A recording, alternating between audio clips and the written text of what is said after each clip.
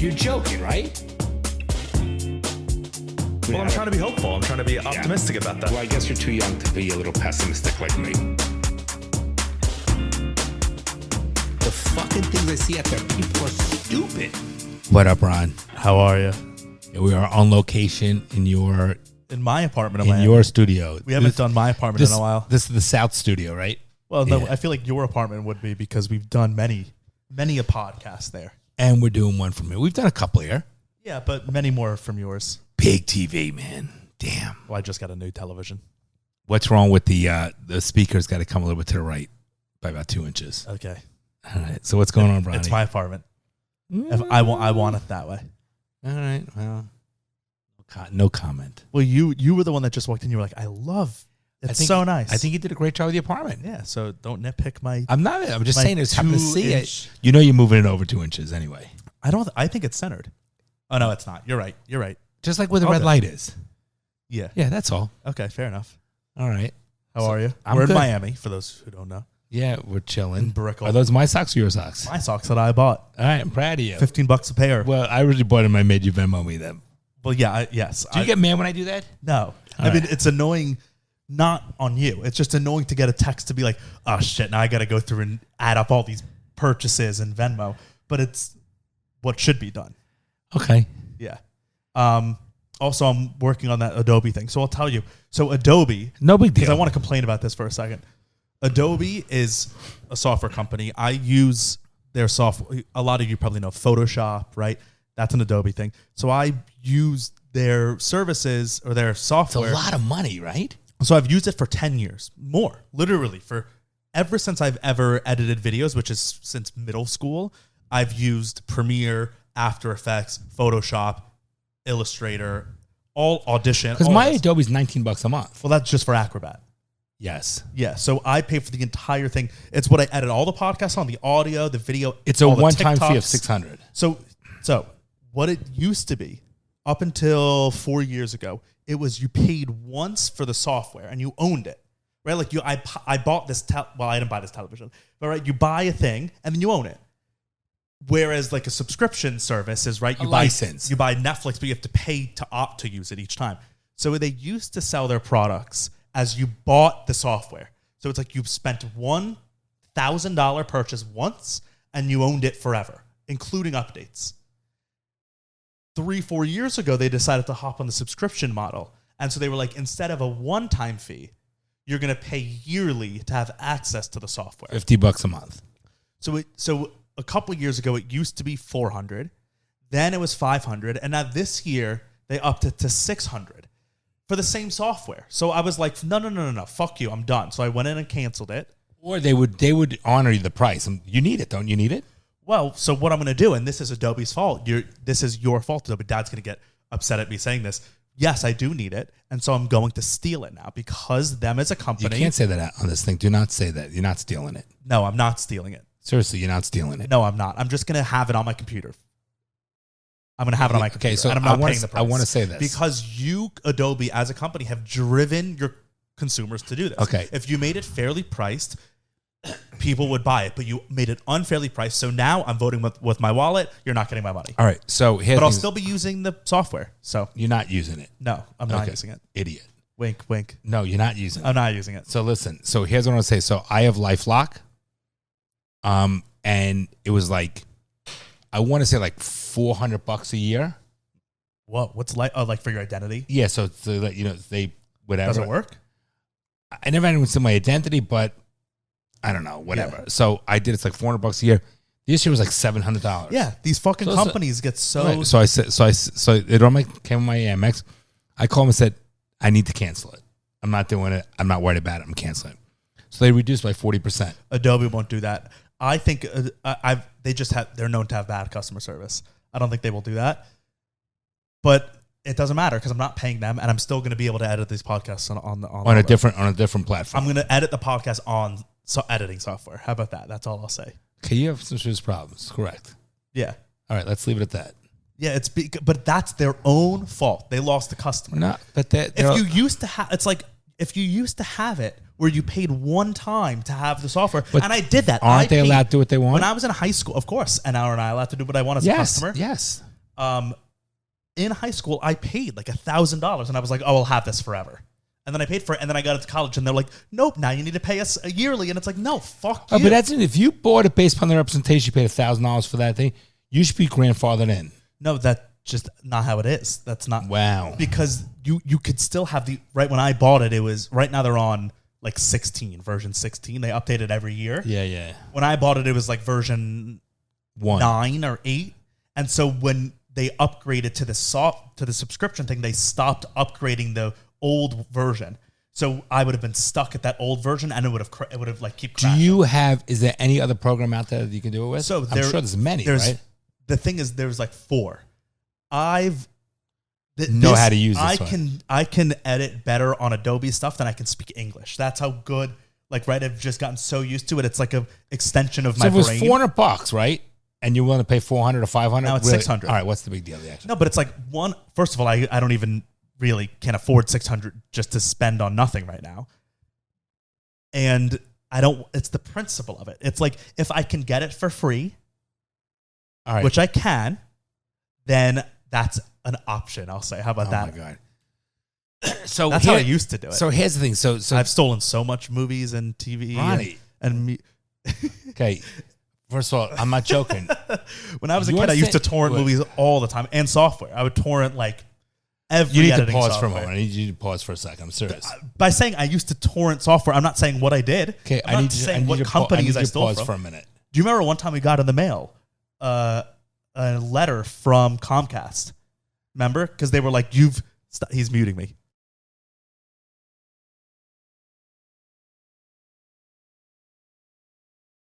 Okay. Yeah. Fair enough. Nothing happened. I didn't do anything. So yesterday we went to that new place that Julian Henrys. Yeah, and I know this happens a lot, and your generation's used to it. They don't take cash, which I don't like. Okay. And it's funny, Burke went to go. This is how fucked up the world is. Burke went to go get me a cappuccino, and they said, "What kind of milk do you want?" Now, why is that fucked up? They're giving you options. No, but if I wanted, first of all, I would say it. So cappuccino, just regular milk. So then he goes, but isn't it better?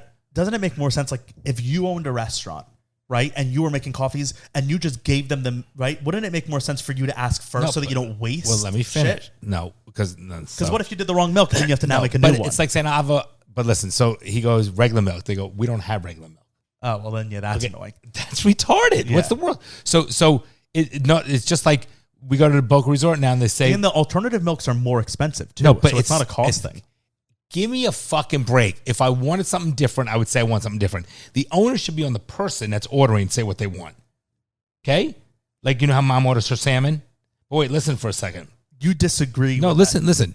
We go to Boca Resort... Do you wait for your clients in your office to tell you what you need to do, or do you say, this is what you need to do? No, listen, I'm going to go back to that statement in a second. Go to the Boca Resort now, and they always say... Do you have any food allergies? Isn't it my own safe have food allergy? No, Dad, you know that legally it isn't, because if they don't say something and then your kid dies and you sue them, I say to them, it's on them. I say to them, 100%. Do you have any food allergies? No, but it should be on the person. No, but Dad, you know that's not the case. So a buddy of mine who does insurance, if one of us had a peanut allergy, and it's no one asked, my responsibility as a parent. Let me explain something to you. What if your kid died because you were on your phone? Then the parent fucked up. No, don't you would 100% sue the... Don't you understand the differences? That's the problem. No one takes responsibility for their actions. I'll give you an example. Or we all help each other out because we're all a community. Shut the fuck up. Listen, a mother, gave her daughter, when she was younger, who was in a car seat, when they were driving, chicken McNuggets. And they were so hot, it burned her inner thigh. So the chicken. Okay. So and the mother took all of them out, but left the one by mistake when she tried to get them. The daughter screamed because they were hot. So they went to trial. They bifurcated the trial. They went to trial, and they found bifurcation means you first do a trial on liability, and to determine liability, then you go to the damage aspect. So the jurors, of course, because it's McDonald's, found liability. So now they have to do damage. And I'm saying to myself, where is the onus on the fucking mother? Number one is you get salmonella if it's not cooked right. Number two is they're fucking hot. Of course they're hot. They're fucking cooked chicken McNuggets. How about the mother blowing on them and not giving to your child till they fucking cool down? Before you stop. Sure. Stop. When we grew up, We blew on it. On your stuff. The onus was on us. If the mother fucked up by burning a kid with a fucking hot thing, where is the fucking onus? What? So now... What if... So, but also, people make mistakes. No. What if she was distracted with something else? Honestly, I'm not saying the mother's a bad mother. That's not what I'm saying. Of course people make mistakes. Why is it liability to McDonald's? I think if it happened to you, if it was me in the car seat when I was a kid, oh, here you go. Perfect example. Big different story. This shit right here. Big different story. No, yes, it is. Okay, so what I'm pointing I'm going to tell you, wait, let's get back. Wait, we're going to talk about that in a moment. Perfect example. No, this is you. By the way, this is going to be your first litigation case, and you're losing. Okay. There's a huge difference. So let's tell. And I'm going to tell you, I will tell. Let me tell my side. Whoa, you stop for a minute. First of all, you don't have a side. It happened to me. You're an infant. The scar is on my body. Listen. I want to say something. Let's go back to the McDonald's thing, and then we're going to talk about your scar for a moment. Okay. It's the only scar. Don't touch it. It's really uncomfortable to touch. It's really uncomfortable to touch. I want to talk for a second. So they named me as a child. Listen. Trust me, you have other issues that are more important than that. Maybe it all stemmed from the there. Mother, my lack of emotional intimacy stemmed from being. I'm not saying the mother's a fucking terrible mother, but the mother made a mistake. Of course, sure. It's a parent's obligation. Like this, you hear about all these terrible stories where kids die with pools. Yeah, it's a terrible thing. Terrible. It could happen to anybody. I'm not blaming the mother. Of course, you could turn away for 1 second. But is it the lack of the pool fence, or is the parents' responsibility? I think parents and people have to be responsible for their own actions. I agree. So good or bad. I'm going to talk about that in a minute. It's a huge difference. Okay, but I don't know the full of this. I'm going to tell you. Good and bad, responsible for your actions, and you have to deal with the consequences. It's not saying she's a terrible mother, but why is McDonald's liable for giving hot food? Now what's going to happen? Should McDonald's let it cool off now and then give cold chicken and then whatever? Should they have to tell you that it's hot? No, but it's fried fucking food. I know, but some people French fries. When you ate French fries, little kid, you know what we did? We blew in them. We made sure that when you sterilized milk in the bottle, the formula, you tested it. You took a sip, or you put on your wrist. That's what we did as parents. Yeah. We didn't blame the formula company or say, "Oh my god!" But no wonder we're so soft now. It's correct, because you and coddled blame us the big fuck to the heat. Blame the big fucking company. Let's well, talk of course, about your also, Disney sock for a moment. So I have a scar on the inside of my left leg. You guys can probably see it in the camera. You can't really see because he's got a Wolfman jacket. Well, it's the only place on my body that doesn't grow hair, and correct. There's like even just touching it there, thinking about it makes it uncomfortable. I don't know what it is, but it's like uncomfortable for me when I touch it. It'd be worse if it was a girl, but you wouldn't see it because it's not a scar. There's a discoloration of the skin, like a line of discoloration on the inside of my... It's actually not. Can I see it for a moment? It's just that no hair grows. No. There's discoloration. Not really. There is. I know there is. I know my body. I've had it my entire life. Okay, but I know you better. I made your body. Tell the story of what... Well, why don't you tell me what you remember? I don't remember anything. I was an infant. Right. So let me tell you the difference between the chicken McNugget. Wait, just tell this story. So when Bronny was a baby, he was a really chunky baby, and he had fat legs, which is all cute, like when babies have that. Yeah, you don't have to justify that. So we bought socks at Disney for him, and the top of the sock had a rubber like band elastic around it. Yeah, like every sock. But these expand more. These were a little tighter. So when you have an infant and he was like a couple months old, usually the babies sleep in onesies with the footy pajamas, or they have socks because they just what they do. Yeah, they're babies. So we put it on him after the bath, and we put him in his crib. And when we woke up in the morning, we saw that from where the top of the sock came to like the calf, the lower part of the calf, whatever, it was swollen. The upper part. You see it was big difference swollen. And what happened was the sock was restricting the blood flow, and you what's called had a hematoma. And when we pulled the sock back, it was all red blood in that area. Okay? Child abuse. Listen, so see what I had to survive through, guys? Okay, so we took the sock off. Okay. And stop picking your fingers. Did you test the tightness of the sock first? Well, there's a big difference. You know why, Bronny? That's a yes or no. No, there's a big difference. Did you test the tightness of the sock? The sock had a big opening. It's called a hole where you put your foot in. Yep. And we assumed for the particular purpose what it was meant to be, that it would actually be used fine. There's a big difference. There's a big difference. You assume that when someone serves a kid's meal, chicken McNuggets is a kid's meal. You assume that it's not. Whoa! You're assuming it's a kid's meal. You're assuming it's a kid's meal as opposed to a chicken McNugget that someone just ordered. Okay, big difference because adults eat chicken McNuggets. So don't. But I bet they got it. Do in a not happy assume meal. facts. We need the facts. Did they get a happy meal? Wait. If they got a happy meal, then it's assumed for a kid. Listen. Do not assume facts are not into evidence. Okay, can you tell me if it was a happy number meal? Number two is Some food comes hot, some food comes cold. Yeah. And there are experts that test that you have to have the chicken McNuggets cooked in a certain way to avoid salmonella. But also, we do know that McDonald's does not. It's fast food. They do not cook their food to order. No. So likely those chicken nuggets were sitting there. Whenever I get my McDonald's, it's not piping hot because the food's been sitting around for a little bit. But if it wasn't piping hot, then you had ones that were sitting around. But listen, Okay, we have so much to talk about, so we have to get to actual things. There is a sock. When you have a sock, it's intended to actually wear the sock, especially as an infant. So what happened was the elastic was way too tight. For just me. Way too tight. Because my legs were thicker. Way too tight. I bet that on another person, on a little baby, they wouldn't have been tight. No, they fit you perfectly. perfectly. Bought the wrong. Maybe they were for but we didn't. 2 to 4 months, and I was 6 months. But we didn't because they don't do socks 2 to 4 and 4 to 6. No, I know. I'm just saying. So I'm just saying. Socks are one size fits all. So it's on the onus. I wrote a letter to Disney. Yeah. And they sent me a check for $8,000. Yeah. Okay. So you think it's Disney's fault? I told them, listen. But you don't think it's McDonald's fault when they serve the food too hot? I think the manufacturer of that sock should have been looser.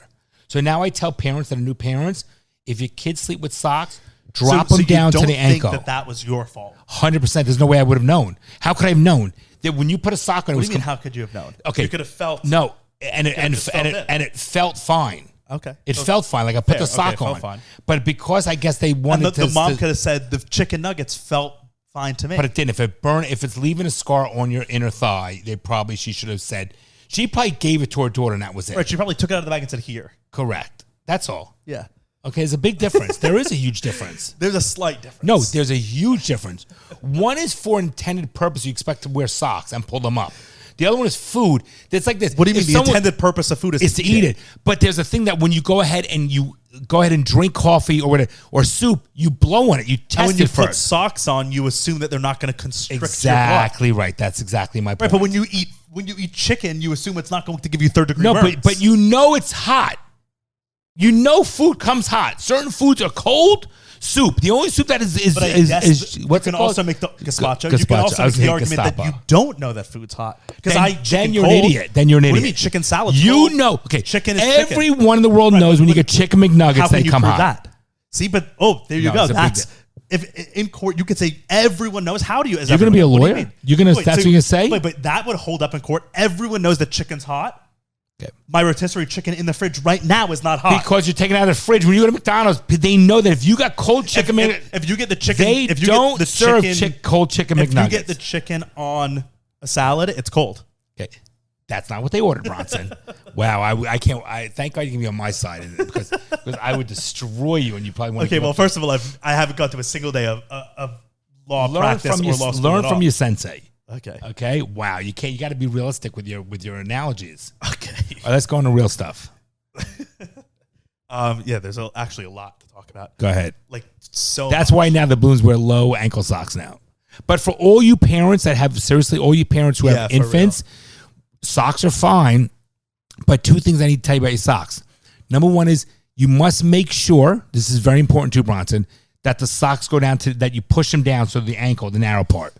2 is after you wash baby socks, sometimes the mother's hair could be in listen, I've seen that. So you must double check the socks the inside and pull them up a little bit. Pull them off the toes because sometimes, am I yelling? No, you're fine. Pull them off the toes because sometimes if there's a woman's hair, it will get constricted around. Or the socks are tight, it can get constricted around a little what I call niblet toe, and you can lose the toe. No, you got to be careful as a fucking parent. No, that's scary. I was just laughing at you. Making sure that you got in that you call them niblet toes, which I've never heard ever. What are they, like the little corn things? They look so cute. No, baby toes are extremely cute. So you ever see they come out of a dryer? You see like your mom's. No, it happened to me too. So you gotta always check the inside. And a baby would not be able to pull it that off. And you need to always pull the sock when you put the sock on the baby. Pull it up a little bit off the toes. You're speaking too close to the mic. Pull it. Sorry. No, but you need to go ahead and what? You need to. This is a very important lesson. You've said it 12 times. Wow. All right, go ahead. Okay, a lot happened in the last week. Like so much. I added so much shit to my notes list. And why did we just waste 20 minutes on that? I don't know. Go ahead. That's what we do. Go ahead. A lot happened, so we got to pick and choose What we don't get to in this episode, we'll get to in the Patreon. So go join patreon.com/daddyissuespod. And by the way, Brandon, we had a nice Patreon Zoom. For those who don't know, we do a monthly Zoom. At the end of every month, we have a full Zoom hangout. Yeah, it's a Zoom. Dad said, you're not speaking to your mic. Dad said live, like every Zoom, correct. Every Zoom is live. And we sit and we open it up to our $10 a month tier. So everyone who pays $10 a month on the Patreon, they get all the episodes, like the $5 a month. So an extra episode each week. And they get the Zoom link. So every month they get to come out and hang out with us. And we chat for like an hour or two with everyone. We meet new people each time. We see the same people. Those people, whenever they come down to Miami, we go out with them. When we visited other places that our Patreon members live, we go out with them there. So it's really fun. We had another one just came on that was been a listener from an OG and then became a Patreon member. Yeah, she just and we joined. just shoot the shit with her, and she's glad and it was like nice, right? Yeah. So if you want to do that and be able to like have live podcasts with us, and get to know us better, they become like they end up becoming like podcasts. They're friends. When we're on there. Yeah. Oh, definitely. So if you want to be friends with us, you can pay for that friendship. It's $10 a month. And how do they do that? Patreon.com/daddyissuespod. Because we're not going to get to all the things I want to talk about. So that's what the Patreon's for. That's literally the point of those episodes. So I don't know what we should start with. Maybe like, let's talk about all the PGA stuff. Have you been hearing about that? I have. So like the PGA is the golf tournament, right? Or it's the golf association. And then a couple of years ago, we've talked about it briefly. Yes, about the Middle East. Yes. Live is what it's called, where the Saudi Arabian princes and the government were like, we want to create our own golf thing. So they did it a couple of years ago, and the Saudi princes have so much money, right? So much money. Unbelievable. That they were able to just pour billions into it. Like no problem. Where the PGA can't do that, right? It's a huge company. They can't just spend billions to compete, right? And they don't have billions to just throw away. So Liv came on the scene a couple of years ago. This is a backstory. I'm sure a lot of you already know this, but for those who don't, they came on the scene a couple of years ago and were like, we want to create a competitor golf tournament to the PGA and make it bigger. At first, everyone was like, this is so stupid. The PGA has been around for, hundreds of years. It's established. Every single pro golfer in the world is a PGA member. Who's going to golf in this new league? But then a lot of these golfers started moving over. Big golfers. Hundreds of millions a year. Right. That's so why would they started It's a tough over. call because I would say I'll do it for 2 years. Yeah. So a lot of these. Hard to turn down. Yeah. And I get why a lot of these golfers would do it. So a lot of these big legacy name golfers who are kind of starting to get to the end of their career, right? Like, if you've been golfing for 20 years, there's newcomers up that are just going to be better than you. So you're at the end of your career. And, once you lose your golf career, it's like you don't have, steady income coming in. So if you're 45 and you have a family and you've been, living this really high lifestyle, and now you're at the end of your career, and these people offer you $220 million, I would take it. I would take it. I hate just to say it. I would take keep playing golf. Yeah, and you do 2 years and you retire, and it's huge money. So the thing is, a lot of these golfers started moving over, right? Big name golfers. One by one were moving over and starting to play in the other league, and the PGA got scared until they said anyone who joins Live revokes their PGA membership. So if you go to Live and you play in their tournaments, you can never play in a PGA tournament again. You're not a member and you cannot play. And so the PGA that's like, the NFL. It's the NFL. Yeah, it's like the top. So it's like if a football player was going somewhere else and then they never had a chance to play in the Super Bowl again. That's a big thing to give up, right? If you're a golfer, you want to win the US Open. You want to win the Masters. Those are the big ones. No one knows what these live tournaments are. But so that happened. A lot of people still were starting to move over. And there was this big fight.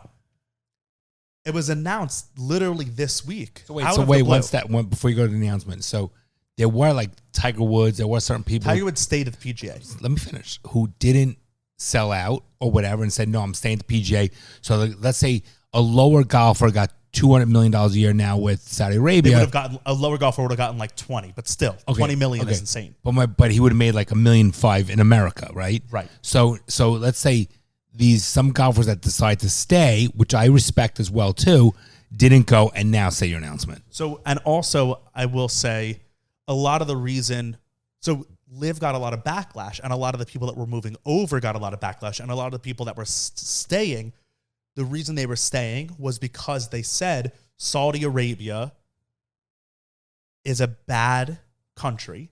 The people who are running LIV, and I agree with these statements, right? The people who are running LIV are the Saudi princes who have committed war crimes, committed genocide, partly responsible for 9/11, right? All these things that are extremely anti-America. Money, people overlook everything for money. But that was like the crux of the whole thing. A lot of people were saying PGA is an American company. It's an American institution. It's been around in America for hundreds of years. And now this Saudi company, which is, the Saudis are objectively anti-America. They're a big threat to us financially, politically, culturally, are starting this company and now taking away Americans from an American business just because of money. So a lot of people that were saying, I'm staying because I'm a patriot. Is that kind of argument. I respect it. I'm staying because my family died in 9/11 and they're the fuckers that were responsible, and so I would never go there. Okay, so that was the argument. And then a lot of people who went to LIV, a lot of those golfers, when they were questioned about Saudi Arabia and the bad things they've done and how there's no free press and they've killed journalists and how women can't drive and, like all these very oppressive anti-American things. These golfers who are Americans who now work for LIV have been very apologetic about Saudi Arabia. There are quotes that you see from all these, like Phil Mickelson says, maybe we have to forgive 9/11. It wasn't that big of a deal. Things like that, where it's like, clearly you were just bought out and now you're a spokesman for Hitler. It's like that's kind of the level of what it's at. Like when you're having Americans who are now the mouthpiece trying to convince other Americans that 9/11 wasn't a big deal. Didn't the fucking guy who's who stuck up for fucking China? Who's the actor? John Cena. Yeah, like give me these fucking pussies. So when I see that, like when I saw John Cena, when I saw him sell out to China and say China is great, blah blah blah, there's no genocide or whatever, I was like, okay, never watching a John Cena movie ever again. Like he sold out, so I'm not going to participate in his. Fair enough. So it was the same kind of argument. So this week, out of the blue, it was like completely unheard of, or like no one knew it was coming. They merged together. LIV and PGA said we are merging, which was like for the last 3 years. Also fucked up because the PGA selling out. Yeah. And what's also further fucked up is the guys who make $50 million, right? And now they get their contracts, and the ones that didn't sell out are making like $2 million. That's what's so interesting about it. So you're gonna have a lot of animosity, but it is what it is. That's just, listen, you buy a stock and it goes up and it can go down depending on when you buy it. Timing's a lot to do with it. Sure, right. And that's what's so interesting about it is like, so for the last 4 years, whenever it was announced, 3-4 years ago, PGA and LIV have been fighting brutally, right? Lawsuits, millions of dollars spent against each other. PGA has been trying to delegitimize LIV, trying to make literally many, many lawsuits about it. They've been bashing them in the press. It's all these things. So now they're merged, which that part's interesting. And then also with the players, right? That first wave of guys that were like sellouts, quote unquote, they made hundreds of millions. And then they got kicked out of the PGA and they said, okay, oh well. And now they're back in. That's crazy. And then the guys who stuck to their guns and said, I'm staying out as a patriot. They're kicking themselves in the ass. Now there's it lived. But that's with everything. That's with everything. I know, but it's just like the irony of it. And it's also just so unfair. Kind of just feels unfair. But we don't know. Unfair, fair. It just is what it is. That's just the way, there's people that buy stock. But it is what it is. There's people that bought stock that were at $2 go up to $7. They sell. There's people that bought stock at $2 capital or whatever it is, and then it goes under. Who knows? Of course. But so now it's like, what's the future going to hold? Because we also don't know what the new venture is going to be, right? Like, are they going to play all the LIV courses and PGA courses? Are they going to do them both in one calendar year? Are they going to cut out? Not have. PGA ran like a pussy scared and was afraid they were going to lose all the golfers. So that's and there's always golfers. They should have fucking stood the ground and not. That's just my opinion. Not sold out. Yeah, that's the thing is like America's sell out. But what actually happened? We don't know what happened yet. I don't know anything. We don't know what happened, but I would imagine that PGA got together and was finally like, we have to because we can't pay and these people are going to pay and we're going to lose all the golfers. Right, and all our golfers are leaving and we don't have the money to fight. But then there were also all these lawsuits. Maybe they like wasted so much money in these lawsuits that they were like, fuck, we have no choice. Could be. Could have spent too much on litigation. Who the fuck Right? knows? But so now it's official. They've What merged. would the lawsuits even be over? I mean, people could start them do whatever the fuck they want to do. Yeah, we could look lawsuit's it up, but I dumb. know for a fact there were a What lot could of the lawsuits. base of the lawsuit be? PGA Live lawsuit.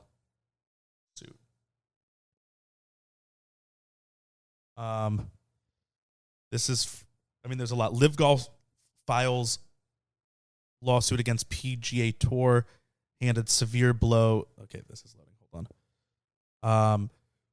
This is from February. With the second season of Live Golf just days away from the starting line, a federal judge dealt a blow to the group that financially supports the upstart league, one that could radically change the fledgling circuit's antitrust lawsuit against the PGA Tour.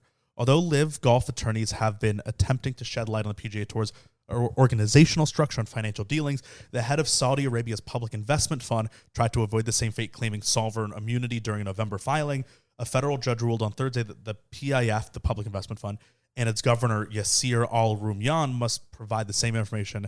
A move that's, I mean, I don't know. So there's a lot of lawsuits. There's a lot. Between the two. But this thing is the crux of it. So the Saudi Arabian Public Investment Fund was started like a decade ago or whatever by the Crown Princes and like MBS, Mohammed bin Salim, who's like the head of the Crown Princes, who is like bad. You know, just kills people left and right. He's the richest person in the world. He's not even on any list of richest people because we don't even know his value. You know, it's trillions. Unbelievable.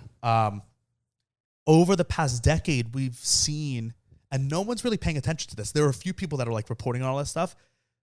Saudi Arabia has been trying to position themselves by you. So they have a bad rep on the world stage, right? The world views Saudi Arabia as rich, but third worldy, you know, powerful, but corrupt and like not a, right. Like, you know, Like the mafia. yeah. And also like from a cultural standpoint, right? Like what happens in Saudi Arabia? You probably like, what do you think of when you think of like Saudi Arabian day-to-day culture? Probably like bad stuff, right? Yeah, I don't think positive of it. Right. But if I said like, what do you think of like French culture? You think of, oh, history and art and buildings, you know what I mean? Good food, all this stuff. You don't think of that with Saudi Arabia. So the Crown Princes got together years ago and developed this public investment fund with the goal to change that perception in the world through money in order to, because they have the financial power and they have the political power. But what can really shape the world is cultural power, right? America, we saw that, you know? Our entire power, I mean, obviously we had financial power a lot, but our main power in the world through our entire history of being a country is that people wanted to be like America. People wanted to wear American clothes. People wanted to listen to American music, American cities, American movies, all that stuff. So we had power on the world stage because if, you know, you're the Philippines and you're the government of the Philippines, but everyone in you're trying to be a dictator, but everyone wants to be like America, they're going to be like, nah, bro, you're not cool. You know, we want someone who lets us wear jeans. You know what I mean? So Saudi Arabia recognized that. And for the last decade has been trying to make themselves a cultural icon on the world stage. How? I still don't know anything about that culture. They've been doing it. Okay, well, first of all, Live Golf, we're talking about it. They now own the sport of golf officially. They started with just the one thing, but now they own all the golf tournaments in the world. Okay. That's a powerful thing, right? That's one sport, but then they can keep working their way through other sports, right? Sports is a huge cultural thing. Think about how important the NFL is in American culture. Yep. So now they have the sport of golf. They've been buying up insane amounts of art, world-class art, and putting them in Saudi Arabian museums with the goal of people coming to visit there. People saying, well, Dubai that's not Saudi Arabia. But it's not. What is it? It's UAE, United Arab Emirates. Okay, gotcha. Yeah, but like no better. Better, definitely better. They're not as like war criminally, you know, as Saudi Arabia is. Because Dubai has become a big destination place now, and it's growing. Right, exactly. And so Saudi Arabia's goal is to do that. They have more money than UAE too, for sure. But they keep it hush-hush. I have no desire to go to Saudi Arabia. No desire. But that's they're trying to change that around. I think it's going to take a long time. They're going to do it. They have the money. We just saw it within 3 years, right? They went from being not interested in golf at all to owning the PGA, right? Like they did it. This episode is brought to you by Manscaped, who is there for your perfect Father's Day gift needs. Yeah, and I got to tell you right now, we're doing it back Oh, of no, your neck. I'm going to Manscaped after this. My nose, I'm using the weed whacker on my nose and my ears. ears. The back of your neck. Your neck's going from your fucking top of your neck to the bottom of your back. So we'll do it together right after this with all my Manscaped products. They're all right there in my bathroom. Oh, can I even say that? I can't say that. You can. All right. If you are in the market for a Father's Day gift, right? If you're a son, a daughter, which you should wife, be. Right? You want your father is probably very important to you. If you have two gay parents, you can have two fathers. Yes, correct. Right, so you buy double. So because no man should be sharing a Manscaped. If you're looking for a gift, Manscaped has all the gifts for you. It's perfect. Head over to their website, manscaped.com. Check out all their products. They got great stuff for your dad. If your dad doesn't have a beard trimmer, they have their new Beard Hedger Pro. If your dad doesn't have a hair trimmer for his balls, or you could just pretend that it's for his chest, right? Because if it's your dad, get him the Lawnmower 4.0. Or if you're the wife and you want to get for a Father's Day gift, you can do it for his balls. If he already has the trimmers, get the nose hair trimmer for and that. The new version's so much better. If he already has a nose hair trimmer, buy him all their products, the shampoo, the conditioner, the body wash, the deodorant, all of it. All their products are great. They have anything you could want for Father's Day for your dad. You know, you wouldn't maybe not think, oh, I should get my dad trimmers for Father's Day. It's a very practical gift. But dads are so hard to get gifts for because it's like, I don't know what my dad wants. But what I've come to learn is that men like things that they can use that are like very useful to them. So these are the things that are very useful. I use mine every single day. So go over to manscaped.com, use the code DaddyIssues20. You'll get 20% off and free shipping. So we're as a listener of the show, we're helping you save money on your Father's Day gift. You can tell your dad it was the full price, but you know you're getting 20% off. So go over there, check out all their stuff. Once again, it's manscaped.com. Use the code DaddyIssues20 and you'll get 20% off and free shipping. So if they can do it with that, they can do it with all the things. They've been buying. Remember we talked about a while ago?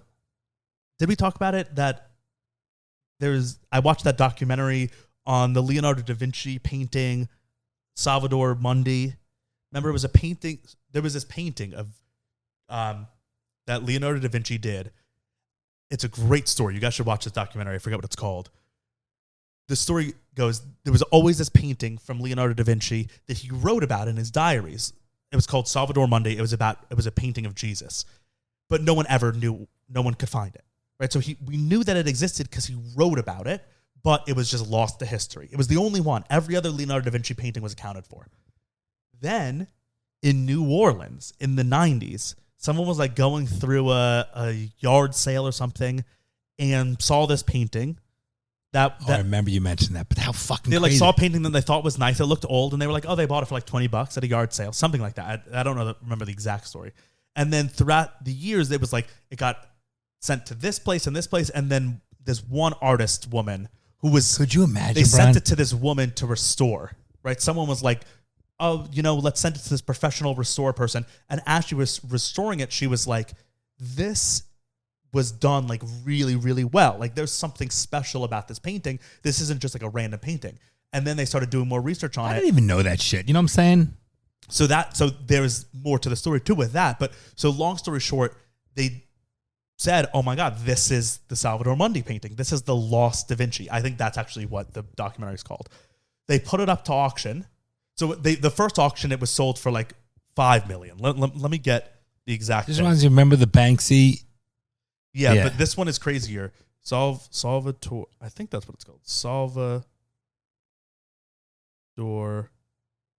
Mundi. Yeah, Salvador Mundi. So this is what the painting looks like. It's just a picture of Jesus, but it was painted by Da Vinci. So that's how they found it. They found it like that. That's crazy. It looks so like to me, I wouldn't even buy that. Would you? But I just wouldn't even know. That's crazy. Someone got that at a fucking garage sale. So I like to know how the person from the garage sale got it. The original, yeah, there's the whole story. You can watch the documentary. It's worth watching. You watched it? Yeah. So how did they get it at the garage sale? I don't remember. I watched years and years ago. I don't remember. But so here it says, The original painting by Leonardo was thought to have been destroyed or lost around 1608. In 1978, Joanne Snow Smith argued that the copy in the collection of the Marquis Jean-Louis in Paris was the lost original based on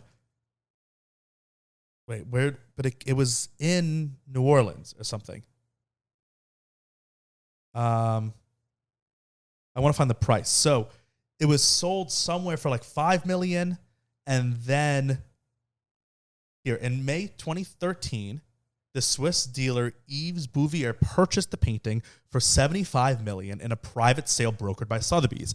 The painting was then sold to the Russian collector Dmitry Ryobolov for $127.5 million. Oh my God! You ready? It gets even crazy. You ready? The price that Rybolov paid was significantly higher, well beyond the 2% commission. Blah blah blah. Keeps going. Then it says in 2018, Ryobolov sued Sotheby's for $380 million, alleging that the auction house knowingly participated in a defrauding scheme. Then it says the painting was exhibited in Hong Kong, London, San Francisco, and New York in 2017, and that's then sold at auction at Christie's in New York in 2017 for $450 million. So it was purchased. Does that show you what this world, how pathetic it is? Do you know who it was purchased by? Saudi Arabia. Mohammed bin Salim, MBS, the Crown Prince of Saudi Arabia. So it says here, the purchaser was identified as the Saudi Arabian Prince Badir bin Abdullah. In December 2017, Wall Street Journal reported that Prince Badir was an intermediary for Crown Prince Mohammed bin Salam, but Christie's and Saudi officials restated that Prince Badir acted on behalf of Abu Dhabi's Department of Culture and Tourism for the display at the Louvre in Abu Dhabi. In September 2018, the painting scheduled exhibition at the Louvre Abu Dhabi was postponed, and instead, in 2018, the Saudi Crown Prince, MBS, secretly shipped the painting to Paris on loan to curators at the Louvre, and then it was not. So here, it says, but the Saudis demanded that it be hung next to the Mona Lisa, which was impossible for security purposes, and the painting was shipped back to Saudi Arabia, where it now hangs in Crown Prince MBS's yacht, Serene. On the yacht. It's sitting in his yacht. On his fucking yacht. Yep. Like regular, like your posters on your wall. Yep. It's $450 million. $500 million. So a lot For paint on a canvas. Yeah, that, and there's a lot of other controversy now too, is that a lot of people are saying this isn't the Salvador Mundi. It was all a scam from the beginning. You think? No one knows. I think it's the real one. How do we know? Yeah. We don't. No one really knows. Isn't that crazy? I like to know how it got into that part. You should watch the documentary. It's really interesting. How it got to their fucking garage sale. Yeah. That's fucking retarded, man. I mean, so there's a lot of... That's crazy. There's so much money, $500 million. So here it says, so this is why I brought this painting up, because here it says, the painting has not been publicly exhibited since the 2017 auction, and since late 2020 has been in storage in Saudi Arabia, reportedly awaiting a museum and cultural center to be completed in Al Ula, which is a city in Saudi Arabia. Going. The Americans are not going. So that's why I brought this up, is because they did this golf thing, right? They bought PGA, so now they own sports. They've been buying up all this art, including it jumped from 127 million to 450. He didn't care about the money. He just wanted the last Leonardo da Vinci because he knew people would come to see it. They would have to. People flocked to Paris in droves to see the Mona Lisa. Yeah, but there's also many other things in Paris. Right, but in his mind, he's like, $500 million doesn't matter. I'll have it. That's why they've been keeping it in storage.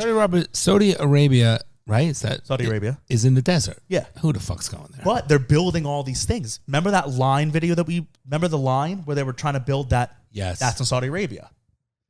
And so I don't know. They're trying to build it up. So let's see what the Cultural Museum Al Allah. What was that? What was it called? I don't know. Al Ula. They're trying to build up. I'm just saying this because you guys are going to start seeing it grow and grow and grow. Here, this was from 2 weeks ago. Saudi Arabia announces 2 new major museums as part of Al Ula Heritage Site, an institution for contemporary art and another dedicated to the incense trade routes launched as part of the region's 15-year plan. It's exactly what I was talking about. The rapid development of the Al Ula Heritage region in northwestern Saudi Arabia continues with the launch of 2 major museums. The Royal Commission for Al Ula, the Saudi government culturally led by the country's de facto ruler, Crown Prince Mohammed bin Salam, announced that the Contemporary Museum will be designed by the Paris architect Lena Gotem. According to the national newspaper, blah, blah. So that's what I'm saying. They're building all these museums. The proposed Center Pompidou project is the latest France-driven arts initiative to be launched in Saudi Arabia. It is unclear if this initiative is linked. Keeps going. Human rights abuses remain an issue, though. Between 2015 and 2022, an average of 129 executions were carried out each year in Saudi Arabia, an 82% increase on the previous period. Wow. So basically, long story short, Saudi Arabia is trying to buy their way out of bad press through making themselves a cultural. Money talks, right? Well, clearly, and people that's what's forget, so crazy. And people want to forget. 100%, and that's what's so crazy about this. And after, assholes. If you have American celebrities who are now on, part of people won't give a shit. Correct. Yeah, I mean, if you have American celebrities in your group, right? They're gonna go. And 10 years ago, no one could have ever talked bad about 9/11. You could have never said, wasn't that big of a deal, right? That was insane to say. You would just been like, what the fuck are you talking about? Of course it was a big deal. But now all these live golfers are just just not even fully saying 9/11 was good, but they're just saying, whatever, maybe. Idiots. But it's like, that's how bad things become normalized. And then right, in 10 years, money. When everyone thinks of Saudi Arabia, you don't think of war crimes and 9/11. Right. You think of what a beautiful place, art and culture, sports, right? And that's purposely, they've laid it out. That's exactly what they're trying to do, and it's working because people are stupid, and because money rules the world. Yeah, which is so sad. I just want to see 9/11. And let's go to another topic. Yeah, I just want to see what they've been saying. Here, this is from Fox News one day ago. Live Golf's Bryson DeChambeau, I even know his name. That's how popular of a golf player he is, and I don't really know anything about golf. So remember, you can't go by captions. The caption. Yeah, so let's read his quote.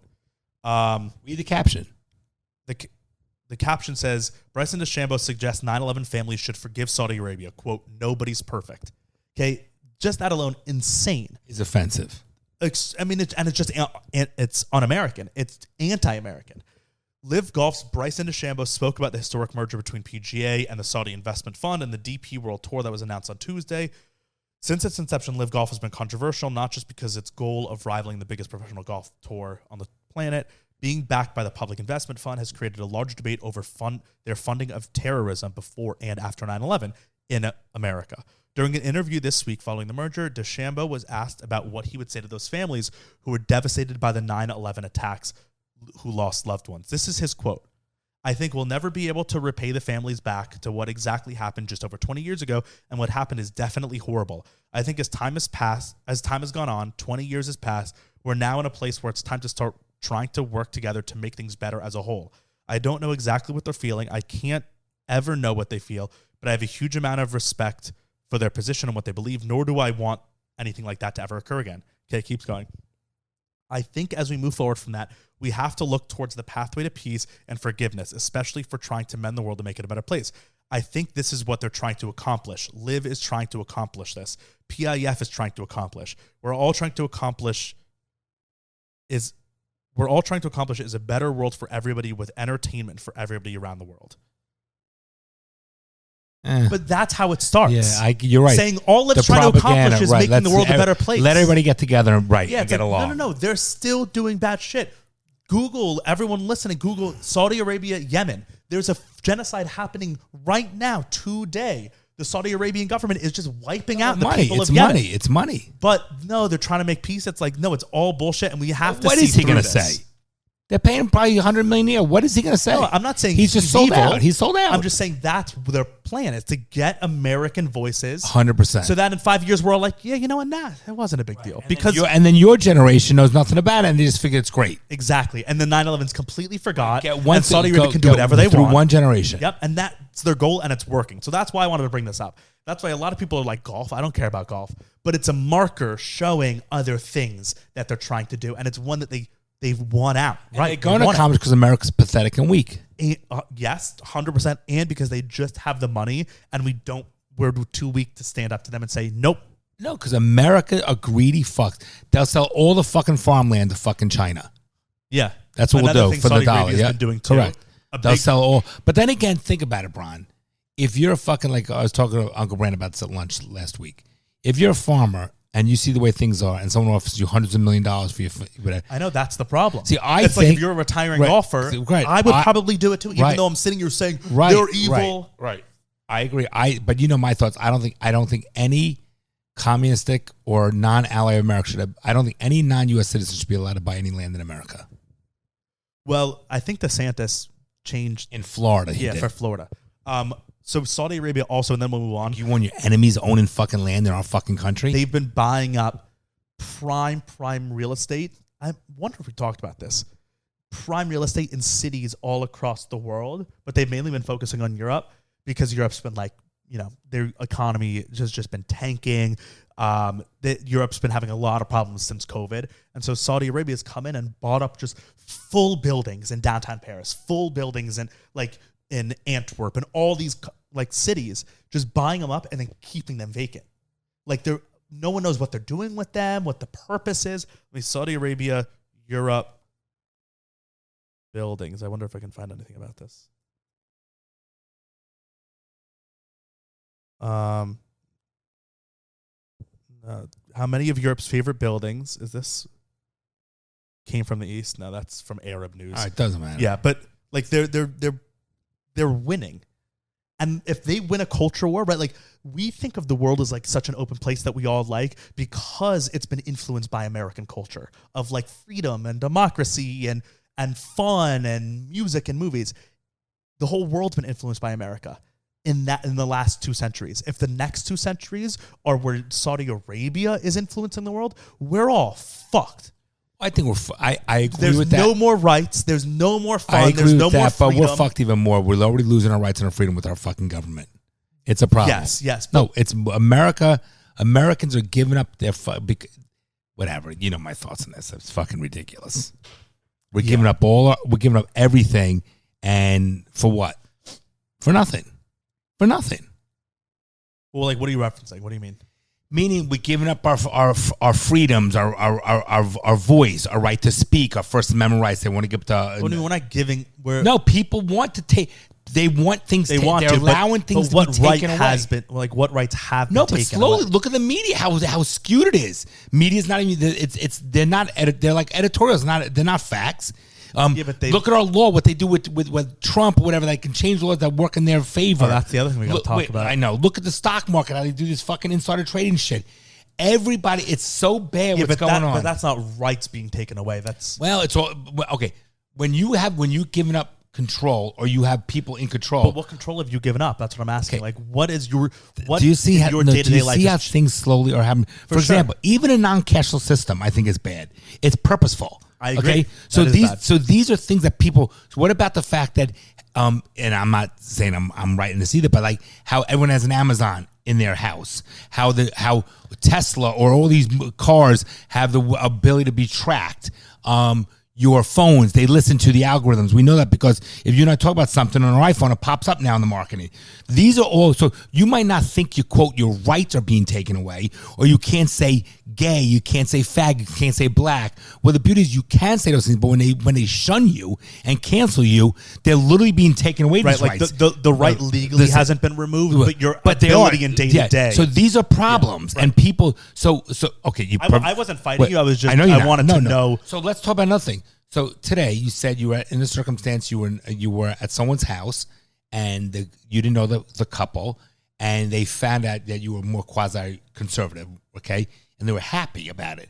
And good because we didn't know because you can't talk. And they were tipping. They were walking on eggshells, tiptoes, right? So to me, and I said before they found that out. And I said so even though there's quote no right taken away, your freedoms have been taken away. So therefore, because you can't say what you want, and I said to you at lunch today, I said.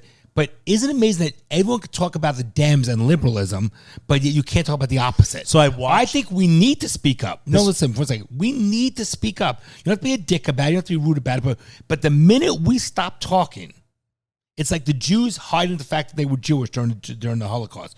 We need to speak up. Otherwise, our voice will never be heard, and we will lose our freedoms. Yeah, no, I agree. I was watching The Button. The episode this week, you know of that show. We talked about it. Oh, God, the fucking weirdos. So The Button takes place in Seattle, right? And so it was so interesting. It was just a little snippet of this, but I was like, wow, this shows how it's such a different mindset there. This guy sat down across the table from this girl, and The Button says, fun fact about Caleb, he loves guns. And then right away, Caleb was the guy, and right away the girl makes a weird face, and he goes, "No, don't worry, I'm not a Republican. I'm not conservative. I just like guns." See that? And Right. he had to be. It's Defensive literally right away. He couldn't have his own view. But it's so interesting that now it's like in Seattle, their worldview is that conservative is you have to act like it's like. No, I'm not racist. No, I'm not a murderer. He had to go so defensive. Right away, he was like, no, don't worry, I'm not a Republican. Like that's the evil end of like the world. that's evil. It was like, wow, that's so Now interesting. let's talk about. He got scared. Yeah, no, he was like, no, I'm not a Republican. First of all, I have guns. if he's on the button, he's a bitch. Number one. But let's talk about Seattle. Okay, how fucked up is Seattle that they're now coming into law, full law, that you can have any kind of open drugs on the streets. On the streets. Are they? Yeah. Listen. Okay. Look it up. I'm going to. Listen. So you always question me whenever I come because on I've never top. heard of that. That's Okay. that's a crazy thing. Now, What should I Google? Seattle and drugs in streets or whatever law. Okay, let's see. What do you got? Where should we go? What I have no idea. But I'm trying to look for a publication. But my point is this. Seattle City Council members detail plan to propose new drug ordinance. Okay. Seattle City Council member Andrew Lewis wants to strengthen the pathways for treatment and diversion. This is from Seattle NBC, okay? Just so you guys know. A Seattle City Council member plans to propose a new drug ordinance once the necessary pathways for treatment and diversion are created. He was the deciding vote earlier this week on a proposal that would have expanded the prosecutorial discretion of the city attorney to include charging decisions for possession and public drug use. The ordinance would have brought Seattle into compliance with the state's new drug possession laws, which make the crime a gross misdemeanor and goes into effect July 1st. City Council member Lewis outlined his plans. The state's bill, which was passed during a controversial special legislation session in May, sets the penalty for possession of controlled substances as a gross misdemeanor with a maximum confinement time of 6 months for the first 2 convictions. Any fine for any conviction is capped at a maximum of $1,000. The state bill would create a system for pre-trial diversion program to get people into treatment. The bill requires mandatory early conviction vacation if the person in question can complete treatment or substantially complied with the recovery program. I think I heard where they were going to allow open drugs in the streets. This is the opposite. Yeah, that says something a little bit different. But this is Seattle. This was posted 22 hours ago. This was posted today. Then you heard back in 2021, the Washington Supreme Court struck down a state law making drug possession a felony. It was unconstitutional because it did not require prosecutors to prove that someone knowingly had the drugs. Washington was the only state in the country without that requirement. If we look a little bit deeper, and you also heard about the guy, the CEO of Lululemon, that will, with the employees, that if they shoplift, they come and steal the stuff. I mean, my point is, when we grew up, there's more to it than that. But when we grew up, these were unheard of. Don't you say about these things are unheard of? So this is from the Seattle Times. This was posted 5 hours ago. It says, of course, Seattle is fighting the state's new drug law. When state lawmakers finally agreed about a month ago on a strategy for the drug crisis, it signaled for most of Washington the end of 2 years of uncertainty and intense debate on the issue.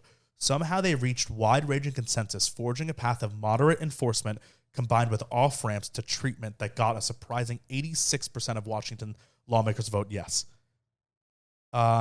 No matter what combination, and then so it says, what door has Seattle taken? Of course we are fighting it. It was inevitable. No matter what combination of carrots and sticks the Democrat-controlled state legislature opted to try on drugs, Seattle wasn't going to go along. It's not in our civic nature. We would not hesitate. But what is the law?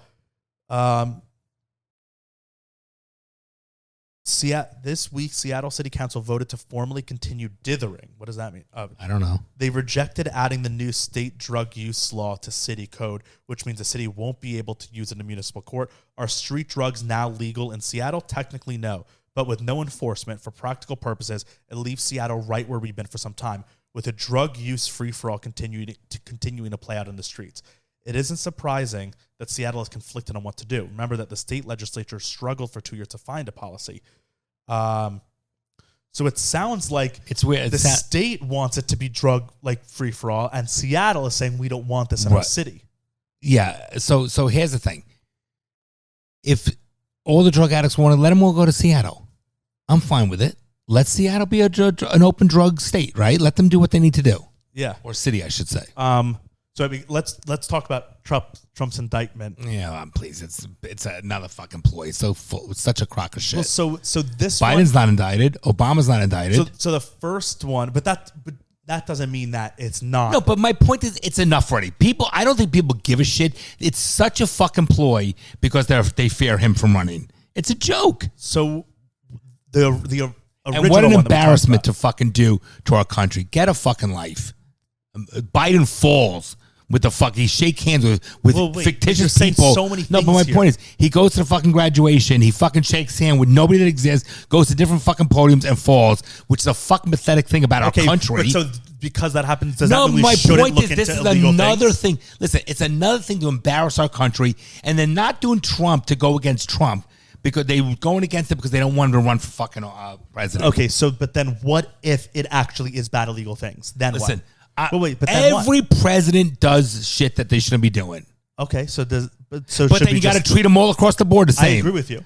Don't fucking cherry pick. And this is again goes back to. But that doesn't mean that if we don't treat that one, then we shouldn't treat this one. This goes back to the fact where you need to be very fearful of all your rights being taken away because the government, the FBI, the CEI, the fucking current government office, CIA could do what they want to do to meet their narrative. Fuck that.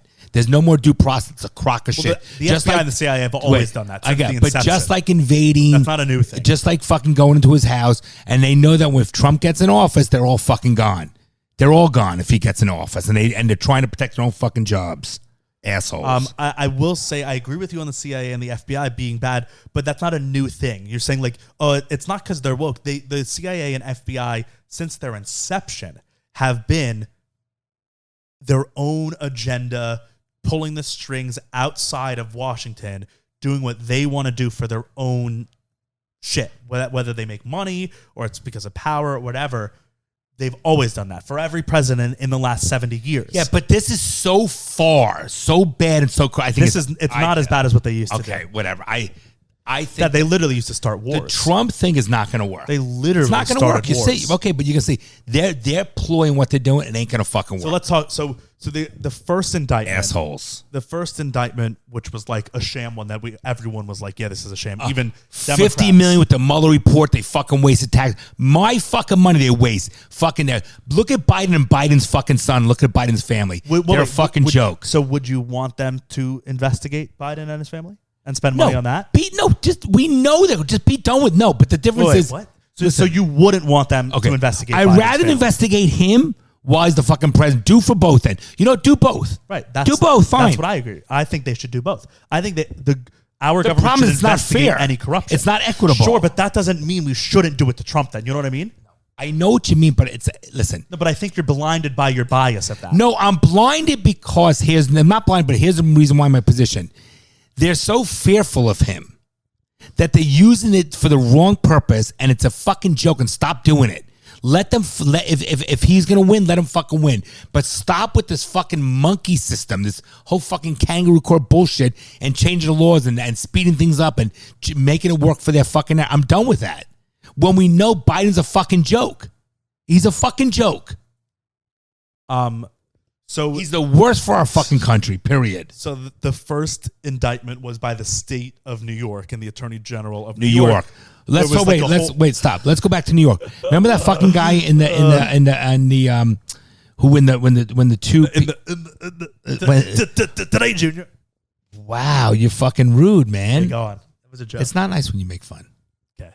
Want me to do what you did? It's not nice. Why do you got to tease me? What were you gonna do when I did? Say it. When I tease you don't like it. Okay. So I won't say that. And that was the first time I've ever made a stuttering joke to you. So not really. Not really. Yeah. Not really. Okay, go on. What was that thing where the in New York where the guy defended his bodega? What do they call it or whatever it was? A bodega? I don't know. He had a little store and the guy came in with the guy and the girl, the black guy. I don't know this story. And they came back in and he stabbed him and the guy went to fucking Sing Sing prison. New York's a fucking joke. You do know the story. Okay, I don't remember. Okay, but yeah, I agree with you in New York. New York, and fuck New York. That whole case was a joke, so it was nothing happened with it, right? This one, I'm just laying out the facts so that people know like the difference. This indictment is federal, right? It's not on the state level. It's from the federal government. And it's because the New York one was on Where is campaign it? Federal, which finance. jurisdiction? I don't know. We can look it up. The joke. But this one is about the mistreatment of classified documents that he had, which we know for a fact, right? Trump's admitted to it too. We know for a fact that he had these classified documents, and you're going to say Biden had them too. He said he had a right. That's his position. He had a right to it. So he had classified documents in Mar-a-Lago, and so now He said he had a right to it, so we don't know the facts. well, now they've released pictures of them. So let's see, Trump indictment. Let's see where it is.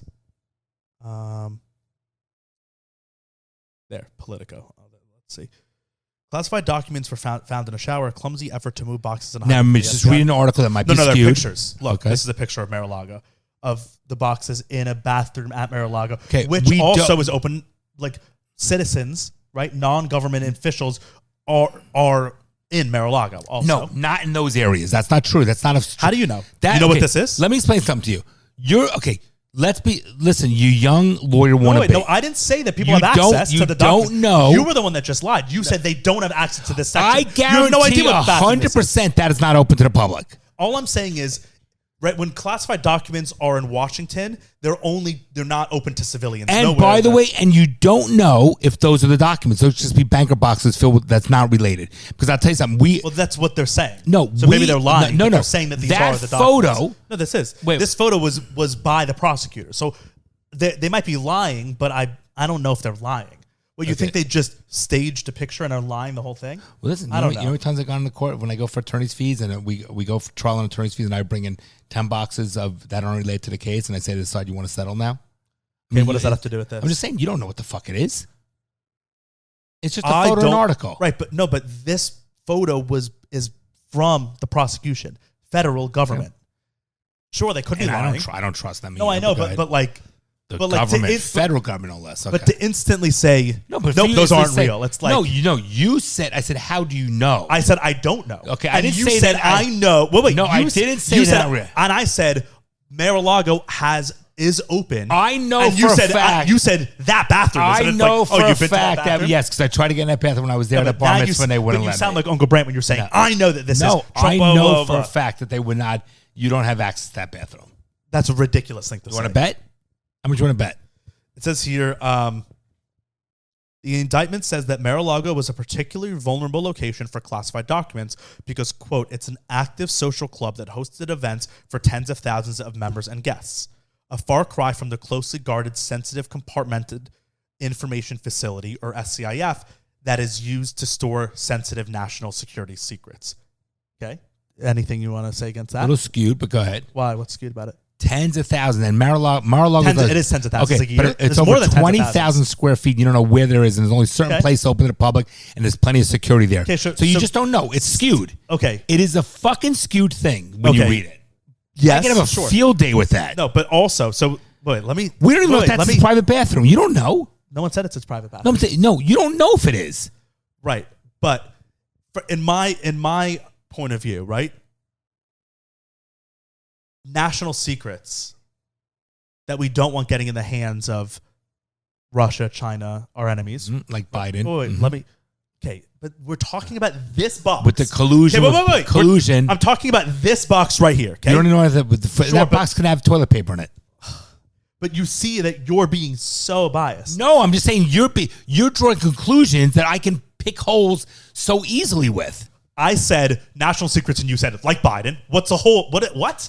You don't know. I agree. I think that they should indict Biden too for all his classified Go things. ahead, go ahead. I'm the one being fair. You're saying Trump shouldn't be indicted because his bathroom is off limits. No, what? I'm saying the reason they're indicting him is a completely different reason than what's for the greater good Okay, of our country. whatever the reason, I'm talking about the what happened with these documents. Okay, in this specific instance. Okay. Go ahead. But you're about to interrupt me. No, I said go ahead.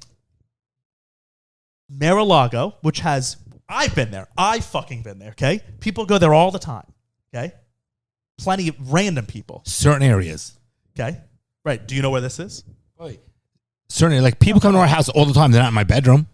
Sure, but they could sneak up there if they wanted to. But your bedroom isn't cordoned off by security. Mine isn't, but their areas has plenty of security where you can't get into. You know for a fact? 100% yes. Okay. You don't, but that's fine. I do, but that's fine.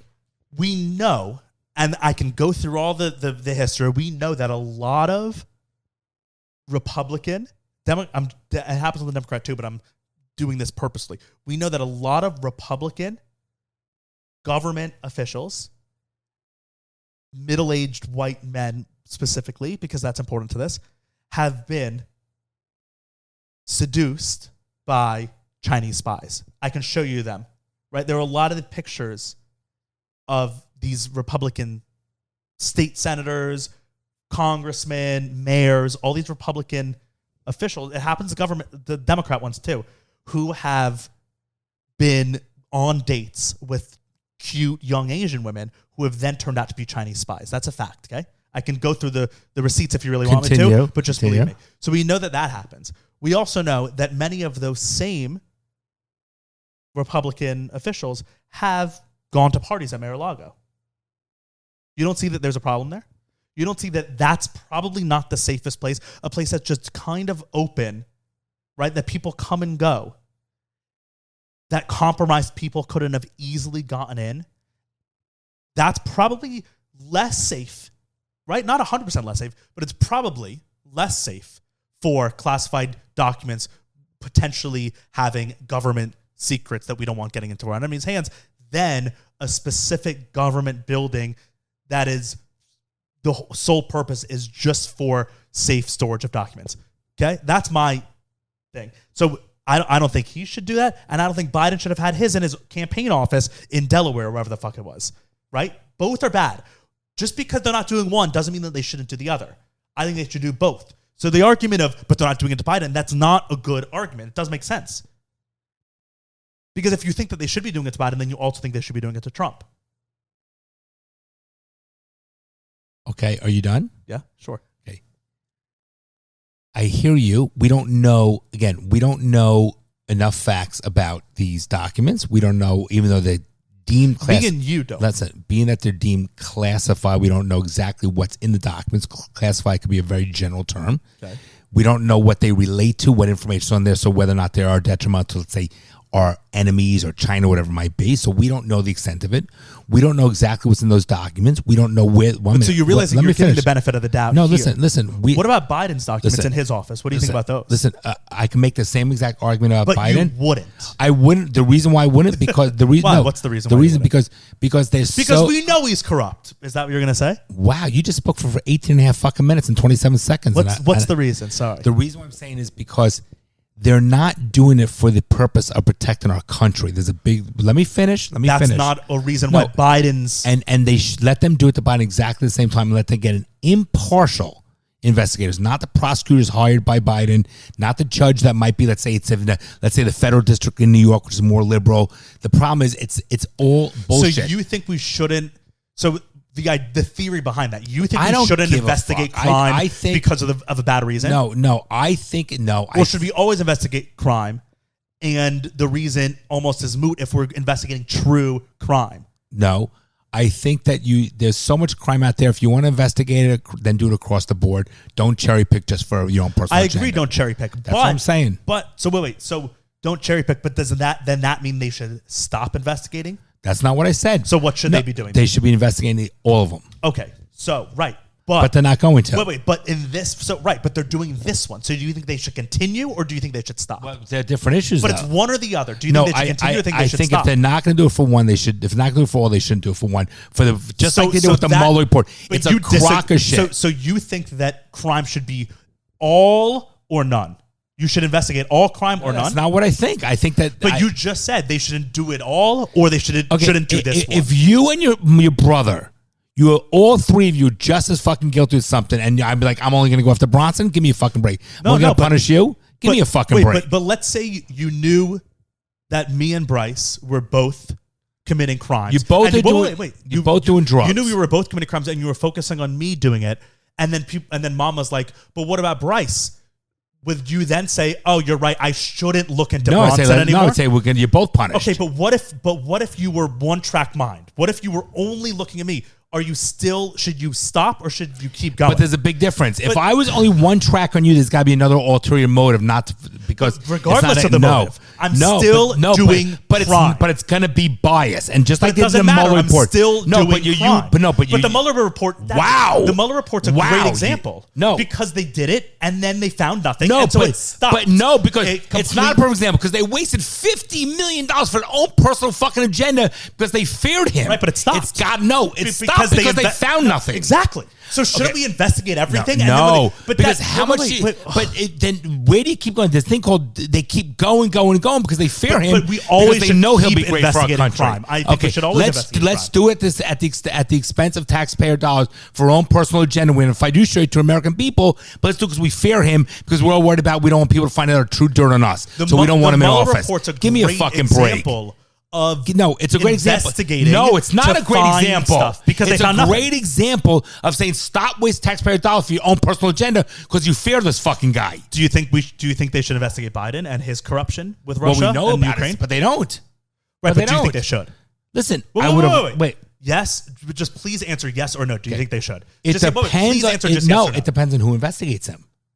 Because it's so corrupt at such a high level, it's a waste. Because the Democrat, every president's guilty. It was a joint. Every president's guilty of some sort of wrongdoing. Okay, so then why would you want to investigate Biden if he's one of the presidents just guilty? I just want him out. Wait, but I don't want him to waste tax money. Just have him out. Him and his family's bad. I want him out. But that's not law. You can't just say they're bad. Law. No, but you're the one saying court. You're gonna litigate. Let me give you an example.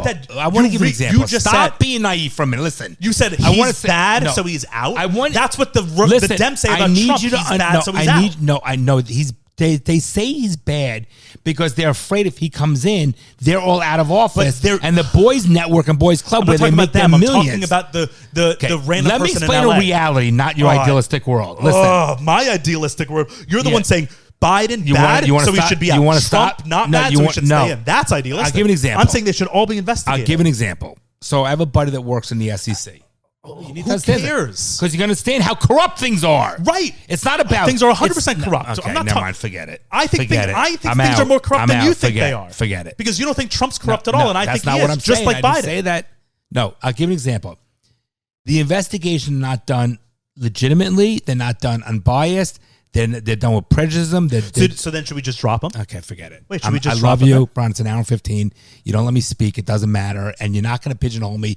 I'm explaining the reality of things as opposed to you're myopic of just saying yes or no. It doesn't work that way. But then if you think that an investigation is always going to be biased and corrupt and an agenda, then why should we ever investigate Biden and Hunter? Why should we? Yeah. If it's going to, you just said investigations are corrupt. I don't give a fuck about Biden and Hunter. We know they're bad. Wait, but you said we should, if Trump's being indicted on his documents, Biden should also be indicted on his documents, right? Yes, of course. But you just said it's going to be corrupt and biased. You and Bryce were both doing drugs, the same amount of drugs, whatever, and I was only focused on you, there's a problem there. But does that mean you should stop focusing on me? I think that you have to look at why am I focusing on you? Yes, I think there's an issue there. And when you're held in a position of as a fiduciary, there is a problem. There's a thing called selective enforcement that we deal with in law. There's reasons for it. You got to look at the motive behind it. All these things come in that create prejudice. I agree with you. That create a problem. That there's plenty of prosecutors that got people wrongfully accused. Okay, these are fucking major issues. So I'm not just saying you break a law, you're found fucking guilty. That's it. There's things that I agree that most politicians, most billionaires, there's a lot of corruption involved. You have to take the lesser of the two evils. And not everyone lives a life squeaky clean. But I want to give you an example. So a friend of mine works for the SEC. He says when they go after people, you know what they do? They come in. This is how they intimidate people. They come in when they go to question the perpetrator, who's there with his one lawyer. They'll bring in 18 people in suits, some FBI agents, SEC agents. They walk in, and he says they bring in boxes and boxes. And in those boxes of those banker boxes, most of those boxes don't even relate to that case. They do it as strictly as an intimidation. You do that. Correct. It's an intimidation factor. But is that wrong of them? But my point is, when you're fucking with people's lives, yeah, it is wrong. To what? To try to... Meaning they're intimidating them to get what they want. It's not a true thing. It's maybe it's not a true thing. Okay. So, like, do you Bronson, think torture? I've been but, like, around torture. Are you against torture then? Like, if we're torturing our enemies in a war to get information, do you think that that's wrong? We're using force to get what we want. I think if it's someone that is out to hurt our country, yeah, I think you use any force. So that's your difference. So you think if the FBI, CIA, all these people are bringing 18 suits in and all these boxes, because for they're a bad person, but you think don't it's okay? How do you know they're a bad person? No, I'm asking you. How do you know they're a bad person? But let's just say they are bad. No, but how do you know? Because you just said an my enemy. point. So let's say they are an enemy. Let's say it's a Bin Laden. No, Okay, Bin listen. Laden. We know The he's an SEC person, the one who they claim whatever, an American person, you think called due process, you're until proven guilty. The problem is in our system. then why do you do it? You're guilty till proven innocent. Why do you do it then? No, my point is in a civil matter, if I'm going for, let's say, attorney's fees, hypothetically, whatever it is, they can call my bluff. That's just calling a bluff. But not when you go when you get involved in the government, you are guilty till proven innocent. That's it. Period. There's no thing to due process. Why? Now because that's just the way it is. But you just said it yourself. The Mueller report. You said it yourself. They were going after Trump, and he's playing golf today.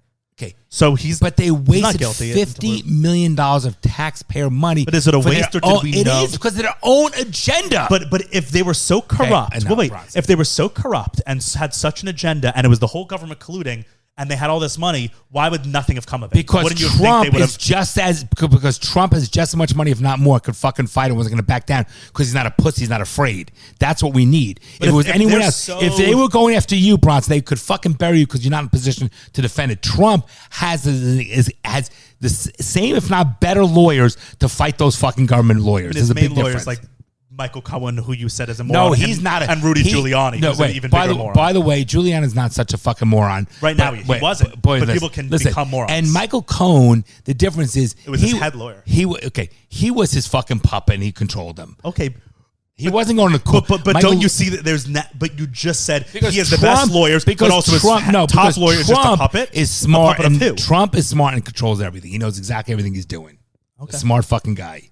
Okay. He is. Look how strong our fucking country was for those 4 fucking years. How is it now?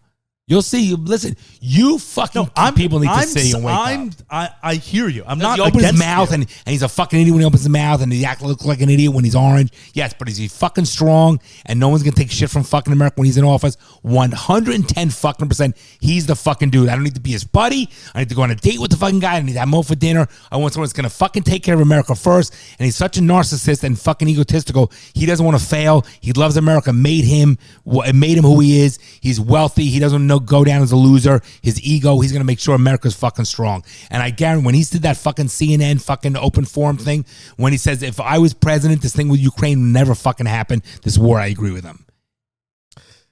He's the shit. How do you know? Because I know Trump.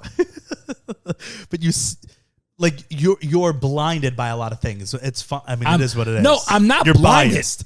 You're very first, biased. Everybody's biased, but you're fucking naive too. You're naive. I'm not saying it's a negative. All I'm saying is they should investigate all the things. And okay, you're saying if they're not investigating that, they shouldn't investigate. Let them investigate when they fear fucking Trump. And when this one's over, they can do another one again. They're gonna keep doing it. Just like the fucking girl got $5 million for the sexual assault from how many years ago, and it was the speediest trial I've ever come across in my entire life. I've never seen such a fucking speedy trial. It takes years to get the fucking trial. This happened like in a day and a half. I thought it was like fucking LA Law in a 90-minute episode. I mean, it's a fucking joke. They can do anything they want when it works for their fucking narrative, and that's what's scary. The U.S. citizen needs to be very concerned that they could change laws in a day to make it work for them and not have fucking due process. They've always done that. That's what. No, the difference is they've always done that. Bronson Bush did that with the Patriot Act after 9/11. It's so corrupt. And bad. It's gotten worse. No, it hasn't gotten worse. I'm 56. I've seen it's gotten worse. Or has it just become more out in the open? You're more aware of it. I think it's gotten worse. It's gotten so fucking bad. Based on what? Please, it's gotten so bad.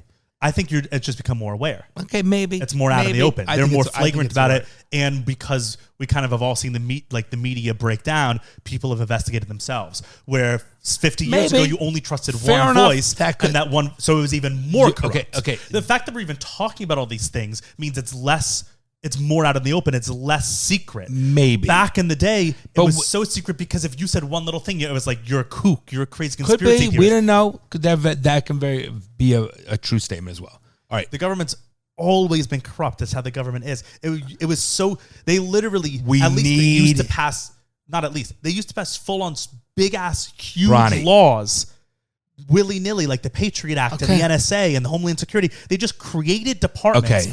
just on their own shit that no one had a say on, that you have no idea. Okay, I don't disagree with you on But that. now we know everything because we're all We don't know fucking everything, but we know scrutinizing. more. We don't know, but I Right. agree with you. I agree with you. I think that's a good thing. But I'm going to end on this note, if that's okay with you. Okay.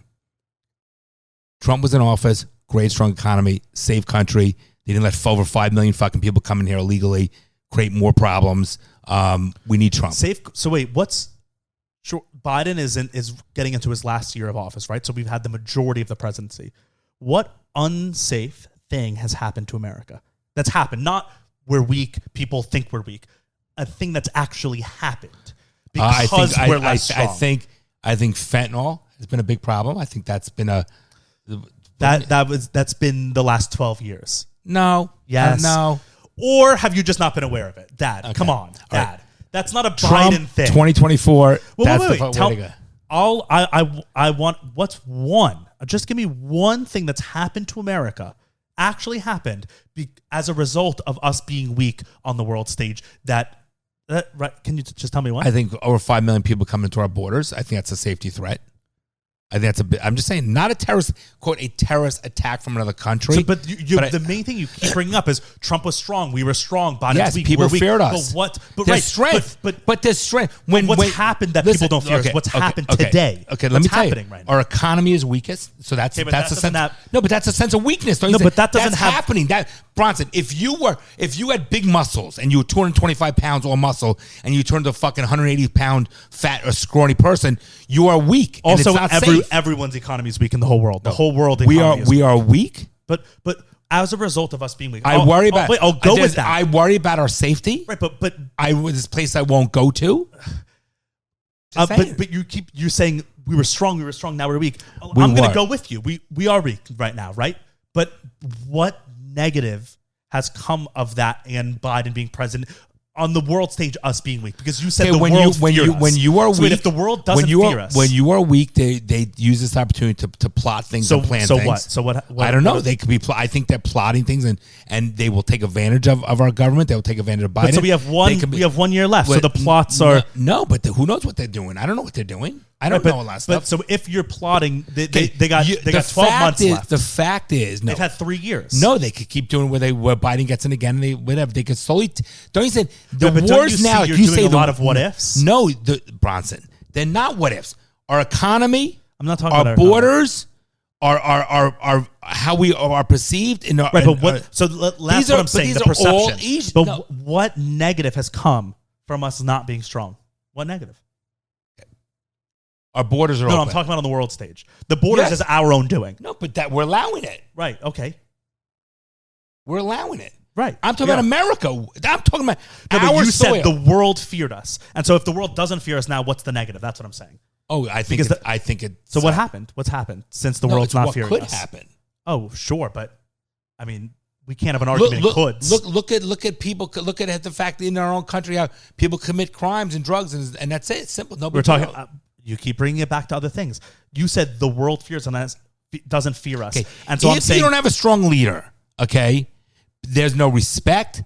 We don't become a powerhouse. Okay, so what's happened when the world doesn't respect us? I don't know what the Right, so our negotiation with our so negotiation. nothing negative. No, that's not right? true, Bronson. But you can't give me one thing that's happened Okay, Bronson. because the world doesn't respect us. What's one thing? Okay, our negotiation, I'm sure, with other countries is not going to be as strong. That's not. So Yes, that's it is. another But hypothetical. No, it's not hypothetical. There are things I just don't know enough about the political. Wait, but what our the- treaties are. but if you're I get my buddy Scott on the phone, he could tell me. He'll rattle off 100 different things. But you're the one saying we are weak, and that's a huge We problem. are I'm saying weak. what's It is a big problem. But what's happened because of that? And you're saying this could, and I'm saying what's happened Bronson, yesterday. Bronson, you, I don't agree with you. I'm not putting anything forward. I'm asking you. China looks at us as weak, so that's a problem. Okay, so but what's happened because of that? I don't know enough. I'm telling you. Okay. So why is it a problem? Okay. Are you but- retarded? But But you're there's the one no saying question. these things. I can make a statement without getting you the specifics of 15 things. You want me to get my friend on the phone who will fucking tell you 15 things? I'm trying to see, like, if you've said you're we're j- weak, yeah, and so exactly. that's the downfall of our country because the world views us as weak on the world stage. But I'm saying, but what has we have happened more because of people that? from fucking China and with their stations in here with regards to buying up the land in our country, with regards to the fact of people, they're policing, they have these police stations they're allowing. I can't. They're I not don't really allowing those. Yes, they are. No, they're it's- here. But a lot of them are being stopped. A lot of them we didn't know. They are was not happening. being stopped. They're not being stopped. Yeah. Come on. China's also very weak, and we're viewing them as very weak. They've been weakening over the last 5 Okay. years. I hope you get your Biden in office. My Biden, Yeah. okay. I'm just saying. more critical of Biden than you are No, I'm just when saying. it comes to actual things that he's done and actual facts. I'm not just just saying- because. Why do you not like him? Because he's bad. Why is he bad? No. Because he's bad. That's the only thing that you've been able to that's the crux of your whole thing. And then you say, No, that's why not- Biden? Because That's not the crux of my whole thing. You're trying to pigeonhole me into you just said you're Biden. You're pigeonholing No, me. I'm making that's not pigeonhole. It's a statement. All right. Love you, Dad. What a Yeah, it's fine. Too long. It's fine. Trump 24, bro. Well, you're fucked. Your guys are fucked more than I am. Yeah. Okay. You don't believe that? No, I don't not believe it or believe it. I just said it is what. All right, love you. Bye. Love you too. Bye. You're joking, right? Well, I'm trying to be hopeful. I'm trying to be optimistic about that. Well, I guess you're too young to be a little pessimistic like me. The fucking things I see out there, people are stupid.